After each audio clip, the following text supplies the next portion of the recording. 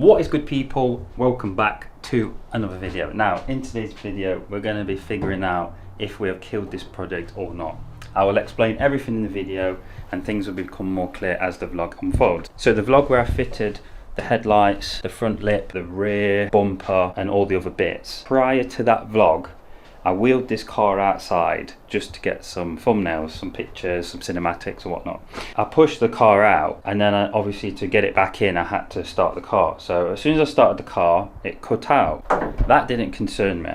What concerned me after, that it was struggling to start afterwards. So it would crank as if there was no compression. It's not a good sign that the engine is healthy. After many tries, once I got the crank to come back to normal, it started really bad. I'm in the car like this, starting it, and then through the little bonnet hole I saw oil everywhere, like just like a fountain, and I thought, oh crap, shut the engine off. Come to the front, there's oil everywhere, all around this section here, dripping down. There's oil everywhere. I've made such a mess to the driveway. So obviously at this point I am absolutely panicking. I don't know, thought I blew up the engine, there's an hole in the block, I've messed it up, the engine's dead. Did a quick post on the Mark II pages and somebody come back with a very good point, that the oil pressure relief valve in the oil pump may have failed.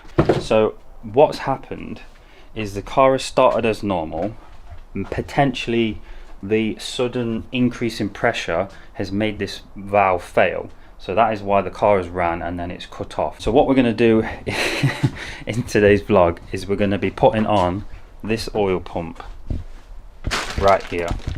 Dead easy fix. Take the sump off, put the pump on and then start it. Hopefully I've not grenaded this engine. It's 32 years old. High oil pressure is not good in any circumstance, just like low oil pressure is not good in any circumstance. Put the oil pump on, put some oil in it and pray it starts and runs from there. Then after that we're going to obviously check all the engine, make sure there's no leaks or anything in the bay, and then we're going to finally take it for a drive, because since we've put on headlights, splitter, rear bumper, we've had bits in the engine bay done, we've not been able to drive this car. With all that being said, let's crack on.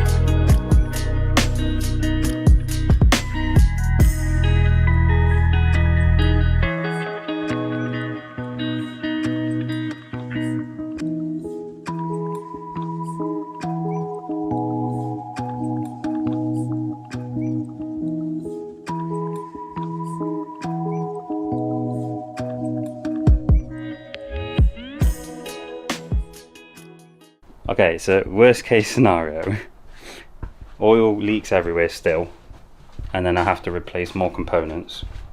Best case scenario is there's no leaks, there's no tapping noises from the engine, and it fires up straight away.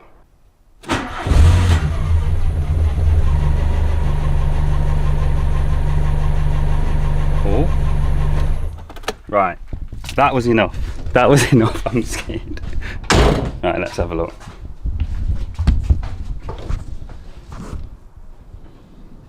Okay, so where it was originally leaking from, which is sort of this area, it don't look like there was a lot of oil around there. What I'm going to do off camera, run it up for a little bit.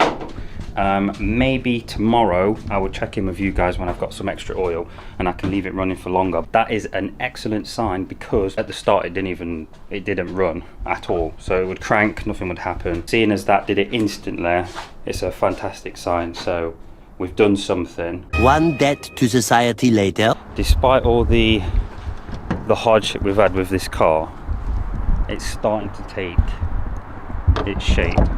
Oil pump is on and doesn't seem to be leaking from anywhere. We've checked all the oil filter around the sump yesterday, and then we've just been driving it around today. Took it to Ben's and then just kind of drove it to this location now. So I've had a good hour or so driving the car. I'm getting there.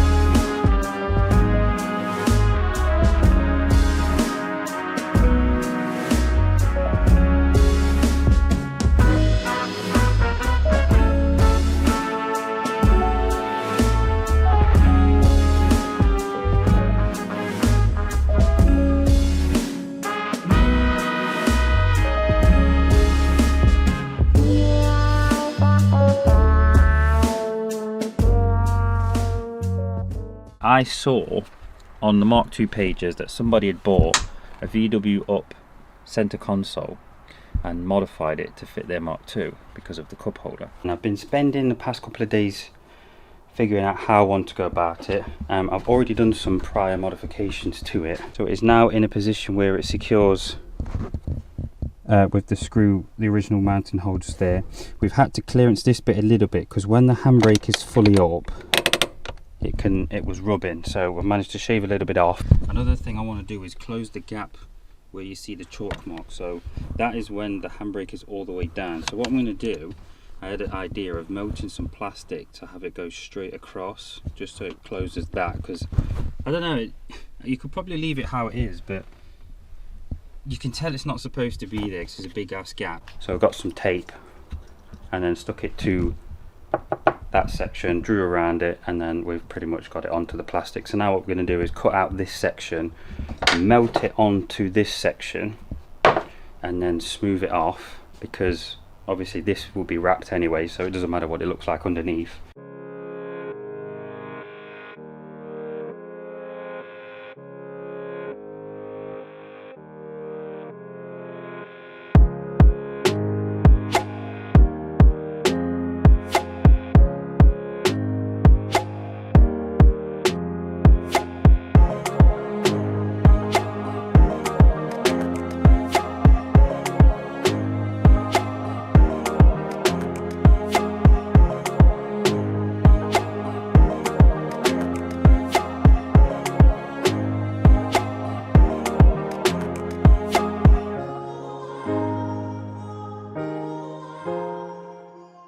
Is now fully mounted, the handbrake slash cup holder, so it is now bolted from that section, and then there is just a bolt down there. If you can see, this is now fully secured, absolutely beautiful. We used another Mark III bumper bracket, so we'll show you just there.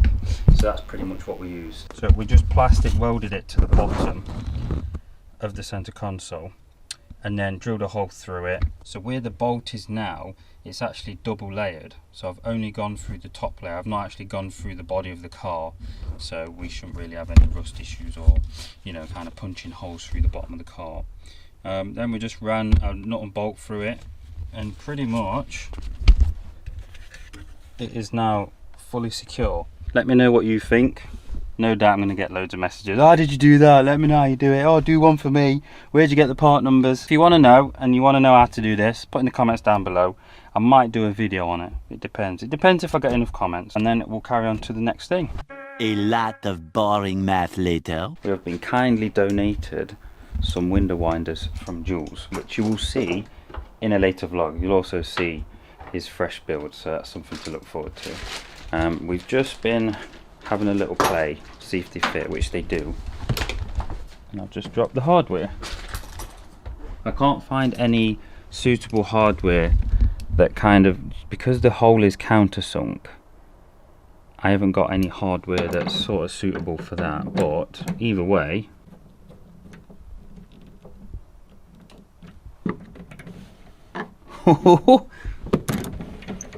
oh yes, they're lovely. So they don't scrape the door card, which is a good sign. Do the other side, easy fix.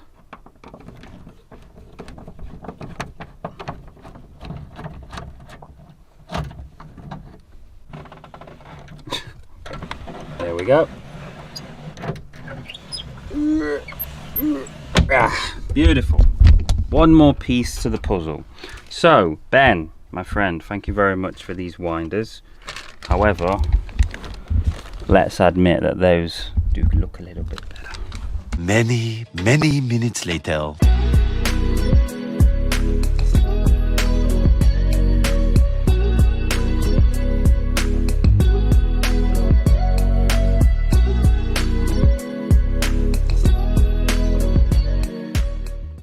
Good afternoon, folks. So what you just saw was a time lapse of a lot of trial and error. So as you guys have known, or may not know if you're new to the channel, we bought this wheel. I think it's a very good good design, and with this airbag in, it fits lovely.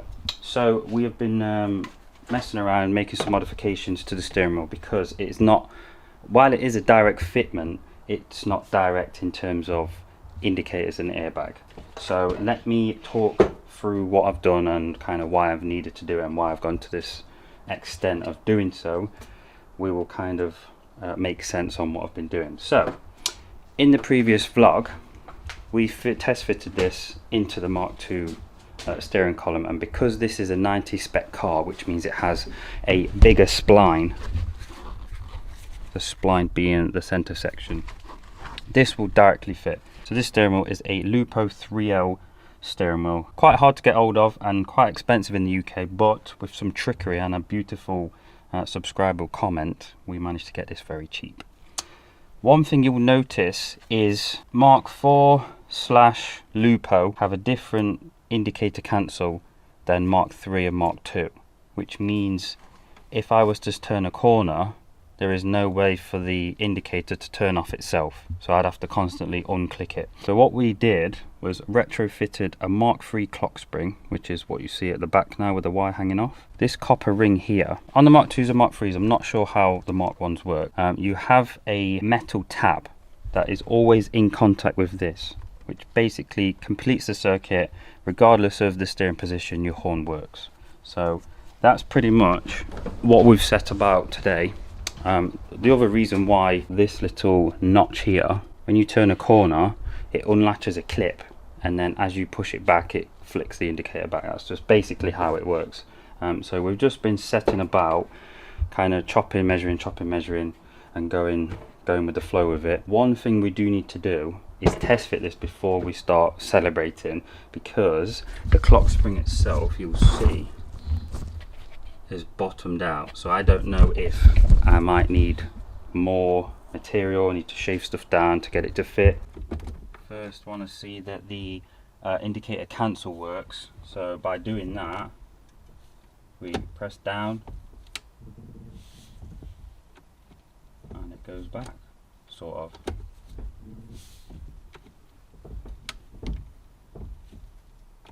Okay, it's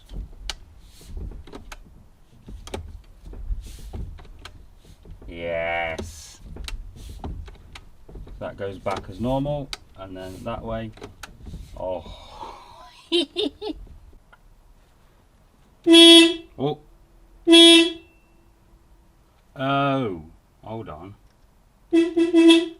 That is that. Okay, so that's earthing to the body. One of these wires has to be earthed to the body, and then one of them is connected to the blue wire. So guys, anybody who's watching that knows what they're doing, forgive me, because I don't. Yeah, I think that's what I'm going to have to do. Chop this earth. In fact, I'll do that. There's no real way of securing it.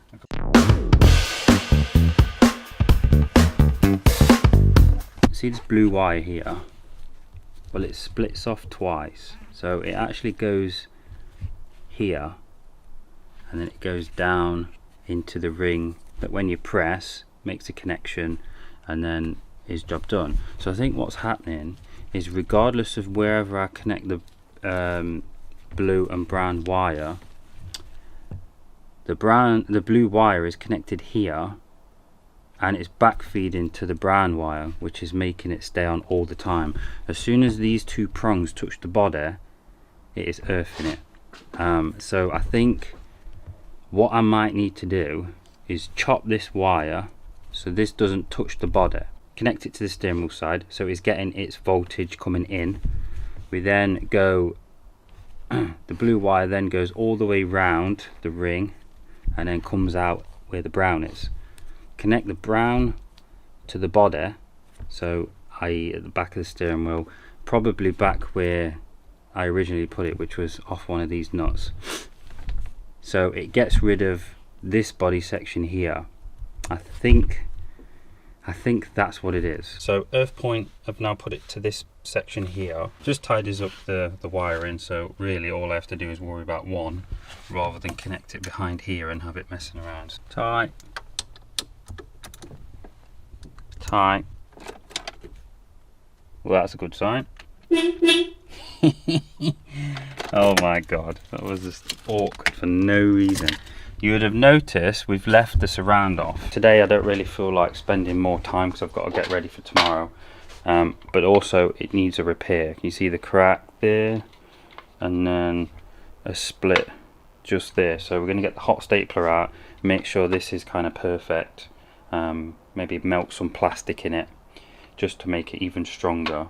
That bit's getting wrapped anyway, so you're never really going to notice it. These videos take a lot of effort to do, so if you guys can show me support, maybe share the videos out and whatever, I do massively appreciate it. This car is getting a long way in a short period of time. We want to get this on show and shine next show season, and I want to attend as many shows as possible. I've got 10 that I've got an aim for. I did 7 in 2014, so I want to beat that target. So I want to do at least 8 shows next year. Show and shine, club stands, trade stands, whatever. We're going to be a little bit more active this season because this is going to look phenomenal with a lovely engine in it. So without me rambling, I will see you guys next week for another upload. Peace.